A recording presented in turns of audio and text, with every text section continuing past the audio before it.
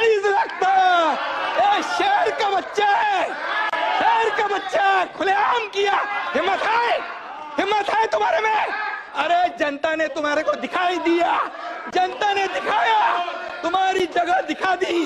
तुम्हाला विधानसभेच्या जागा 100 लढवल्या, 20 जिंकल्या।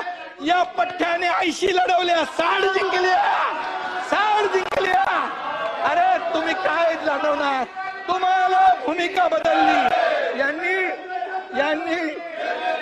यांनी शिवाजी महाराजांची भूमिका बदलली, बाळासाहेबांची भूमिका बदलली।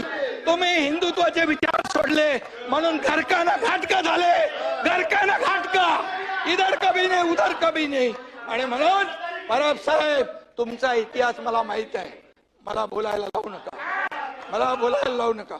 मी बोलत नाही, मी कधीही कमरेच्या खाली वार करत नाही। मला सगळं माहित आहे, अंडी पिल्ली सगळी माहित आहे, कोण कुठे गेला, कशाला गेला हे मला माहित आहे। हा एकनाथ शिंदे ज्यांनी केलं, खुलेआम केलं, खुलेआम। मी तुमच्या पक्षप्रमुखांना सांगितलं होतं, तुम्ही आता शिवसेना आणि भाजप युती करा। मी मुख्यमंत्री होणार होतो, 5 वेळा सांगितलं। का मुख्यमंत्री पदाच्या खुर्चीमध्ये एवढा मोह झाला? का झाला? का झाला? जे बाळासाहेबांनी सांगितलं होतं करू नका, काँग्रेस बरोबर जाऊ नका, तुम्ही का गेले? मोहापायी, सत्तेसाठी। मग मोह कोणाचा? अरे आम्ही तर सत्तेवर लात मारली, आम्ही तर मंत्रीपद सोडलं 8 लोकांनी। तुम्ही सोडणार का मंत्रीपद? आम्ही मंत्रीपद सोडलं 8 मंत्र्यांनी। आम्हाला काय माहित होतं की आम्ही काय होणार आहे आमचं? आणि म्हणून आम्ही एकतर लढून जिंकू किंवा एकतर लढून शहीद होऊ असं म्हणून लढलो। तुम्ही आम्हाला काय सांगताय? आणि म्हणून परब साहेब तुम्हाला, तुमचा माझा काय वाद नाहीये, पण तुम्ही एकच आहे, जे बोलाल की तुम्ही नोटीसला जाऊ घाबरून पळाले, हे पळाले, ते पळाले, आतलं मला सगळं माहित आहे। कुणाची नोटीस थांबवायला काय काय केलं सगळं मला माहित आहे, त्याच्यावर तुम्ही जाऊ नका। तुम्ही फक्त बघा, मी तुम्हाला काय म्हणालो नाही, सभागृहामध्ये तुम्ही देखील काहीतरी बोलला होता असं मी बोललो। काय? कशावर? छळ छळ छळ छळ झाला। तर तुम्ही इथं बोलले होते ना, बसून बोलू नका।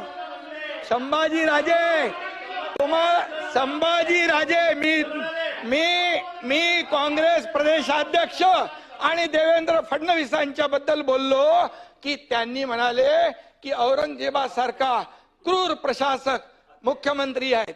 मी त्याच्यावर सुरू केलं ते, म्हणजे मी बोललो त्यांचे काय डोळे काढले, त्यांची काय जीभ छाटली, त्यांची काय नख उपटली, त्यांची काय कातडी सोडली?